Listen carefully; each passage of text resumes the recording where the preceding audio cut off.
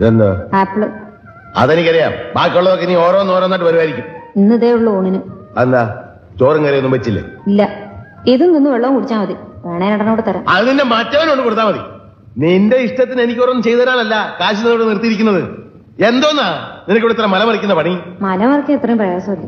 തർക്കുത്തരം പറയുന്നോ? മിണ്ടാണ്ട് നിന്ന വായിൽ കൊഴുക്കട്ടെയാണോ ചോദിക്കും. മിണ്ടിപ്പോയ തർക്കുത്തരായിപ്പോ. ഇതെന്തോന്നാണ് അപ്പനെ? എന്നാ നേരെ വല്ലതും ചെയ്യാനുള്ള സൗകര്യം ഉണ്ടോ? അതുമില്ല. നീ എന്റെ മോളൊന്നുമല്ല, ഇവിടുത്തെ അടിച്ചളിക്കാരിയാ. എന്നെ കൊണ്ട് ഒരു നേരം ഒരു പണിയെ ചെയ്യാൻ സാധിക്കുള്ളൂ.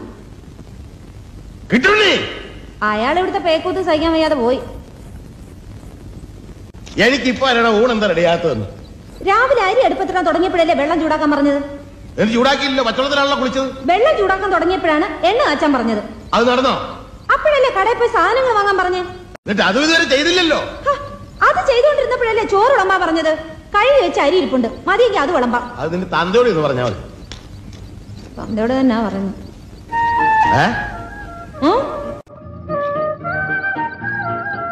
ഒരു മണിക്കൂർ വേറെ ഒരു ജോലിയും പറയാതിരുന്ന ചോറുണ്ടാക്കി തരാം. എനിക്ക് വേണ്ട. ഒരു നേരം ഉണ്ടല്ലോ, ഞാൻ ചത്തൊന്നും പോകുമല്ലോ.